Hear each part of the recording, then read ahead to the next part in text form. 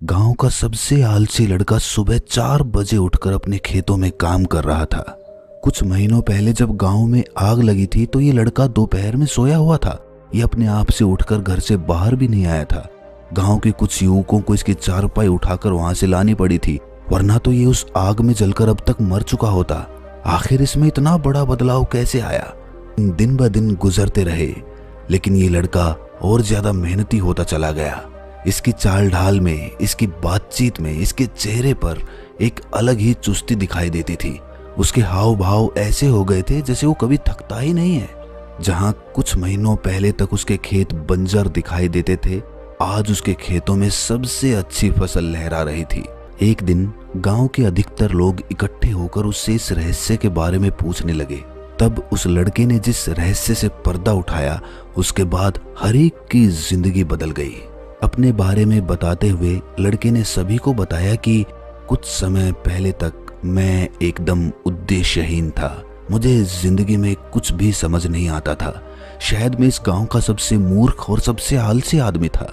किसी भी काम में मन नहीं लगता था, बहुत जल्दी थक जाता था, इसीलिए जिंदगी में कुछ भी हासिल नहीं हो रहा था। धीरे धीरे मुझे अपनी जिंदगी एक बोझ लगने लगी।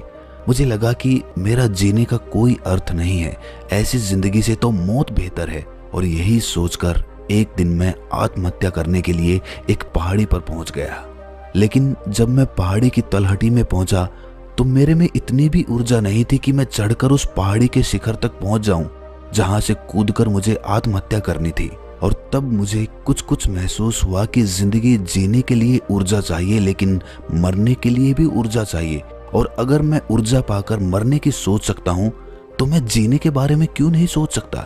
तभी वहां से 3 बुजुर्ग सन्यासी गुजरे जो कि उस पहाड़ी के शिखर की तरफ जा रहे थे।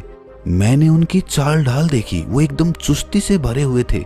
बिना थकावट के वो शिखर पे चढ़ते जा रहे थे और मैं उन्हें देखकर पश्चाताप से भर गया कि इतने बुजुर्ग हैं, इतनी उम्र हो चुकी है और मैं जवान हूं, फिर भी मैं उनका मुकाबला नहीं कर पा रहा हूं।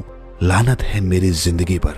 और ये सोचकर मैं वहीं पर बैठकर फूट फूट कर रोने लगा। मैं चीख चीख कर रो रहा था और अपने हाथ उस चट्टान पर बार बार मार रहा था।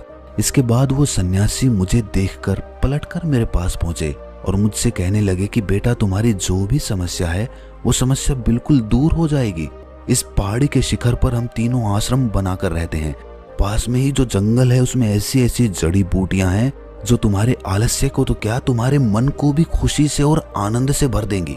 ये सुनकर अचानक वो लड़का रोते रोते स्तंभित हो गया। उसने उनसे पूछा कि बाबा, आपको कैसे पता कि मैं एक आलसी आदमी हूँ? आपको कैसे पता कि मैं अपने आलस्य से परेशान हूँ? मैंने तो आपको कुछ बताया भी नहीं और आपने बिना कुछ पूछे ही जान लिया कि मैं किस चीज से परेशान हूँ।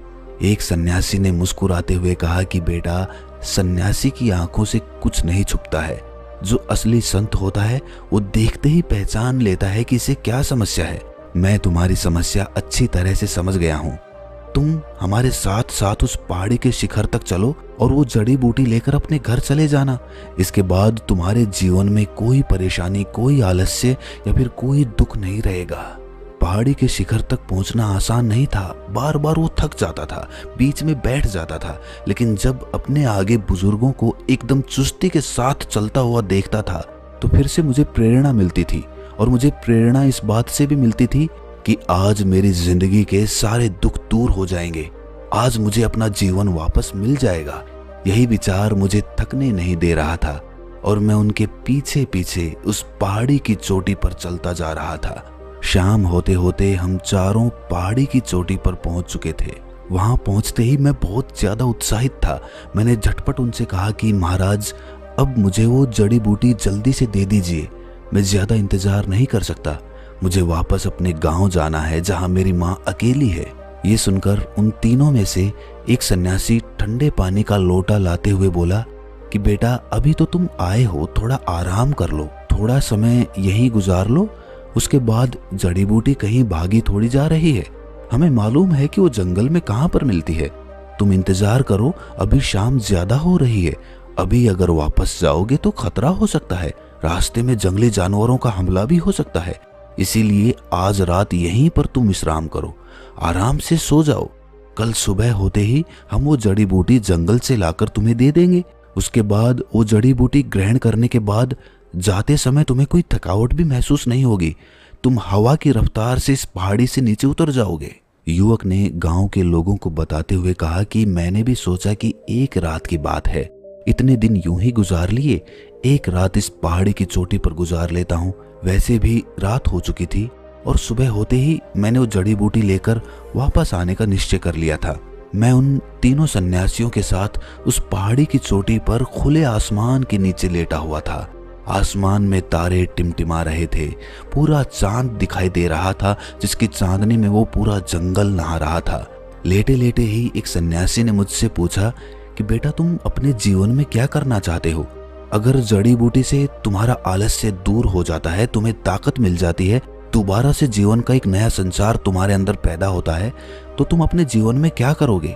ये सवाल सुनकर मैं सोच में पड़ गया, क्योंकि मैंने खुद नहीं सोचा था कि मुझे जीवन में करना क्या है।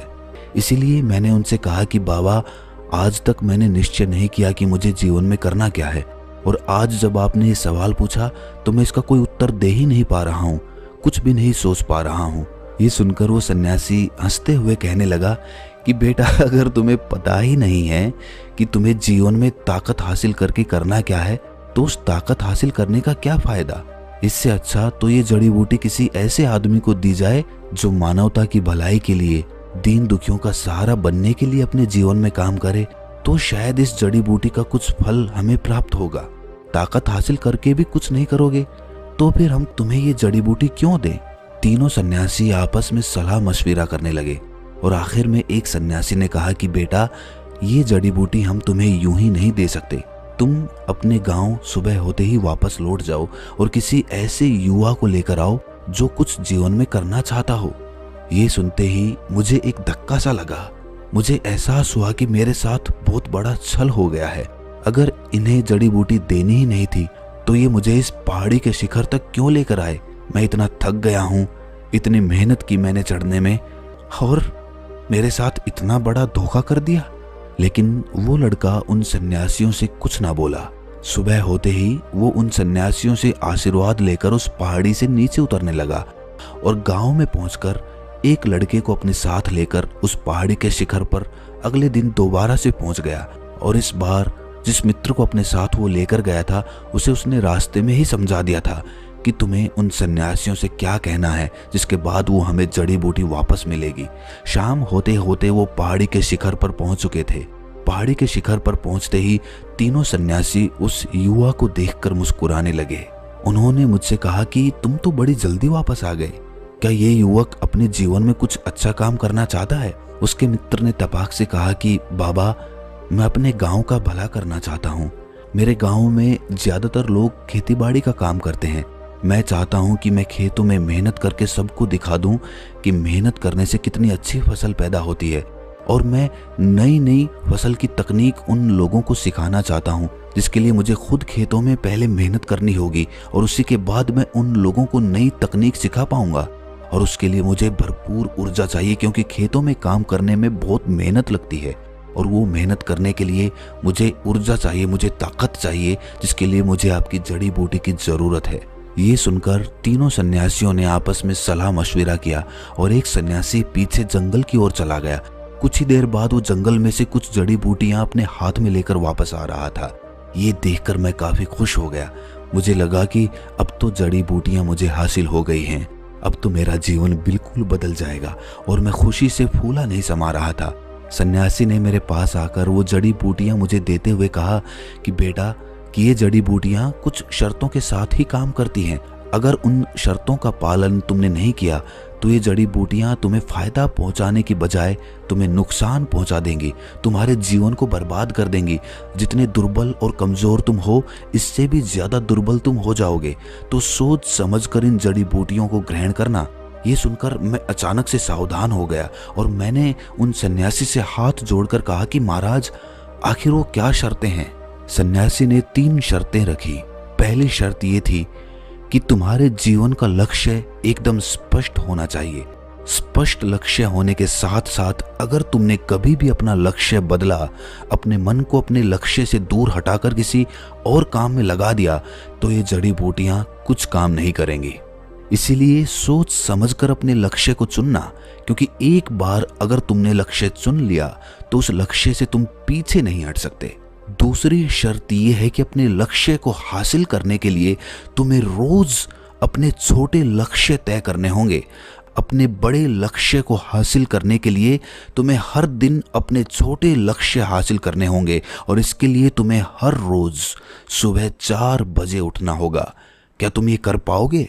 मेरे लिए तो ये कर पाना असंभव सा प्रतीत हो रहा था, लेकिन तभी मुझे ख्याल आया कि जड़ी बूटियां मुझे ताकत देंगी और इन जड़ी बूटियों की ताकत से मैं अपने आप 4 बजे उठ जाया करूंगा। ये सवाल मैंने उन्हीं सन्यासी से पूछा कि महाराज, अगर जड़ी बूटियों में ताकत है तो वो मुझे 4 बजे अपने आप उठा देंगी, ऐसा तो संभव हो सकता है ना? उस बाबा ने मुस्कुराते हुए कहा कि हाँ, जड़ी बूटियां तुम्हारे जीवन में बहुत बड़ा बदलाव लेकर आएंगी। तुम्हें इससे जीवन रस प्राप्त होगा, लेकिन उसके लिए तुम्हारा मन पूरा दृढ़ निश्चय के साथ आगे बढ़ना चाहिए। तीसरी शर्त यह है कि जब भी तुम सोने के लिए अपने बिस्तर पर जाओ तो पूरे दिन को सोचो कि क्या आज तुम अपने लक्ष्य के करीब पहुंच पाए, क्या तुमने आज का जो लक्ष्य था वो पूरा किया। और अगर तुम ये सवाल नहीं करते हो तो सुबह उठने के बाद ये जड़ी बूटी कोई काम नहीं करेगी। दोबारा से तुम्हारा वही थका थका और पकाऊ जीवन शुरू हो जाएगा। ये 3 शर्त अगर तुम मान लेते हो तो ही ये जड़ी बूटी मैं तुम्हें दे सकता हूँ, वरना तो ये जड़ी बूटी तुम्हारे लिए जहर हो जाएगी। मैंने और मेरे मित्र ने हाथ जोड़कर उस सन्यासी से कहा कि महाराज, हम किसी भी हालात में इन 3 शर्तों का पालन अवश्य करेंगे। इसके बाद उस सन्यासी ने कुछ मंत्र पढ़कर वो जड़ी बूटी मुझे थमा दी और इसके बाद हम उस पहाड़ी से वापस लौट आए। ये रहस्य सुनकर सभी गांव वाले बड़े उत्तेजित हो गए। उन्होंने कहा कि क्या ये उसी जड़ी बूटी का कमाल है कि तुम इतने ऊर्जावान रह पाते हो? हमें भी वो जड़ी बूटी चाहिए, कृपया करके हमें भी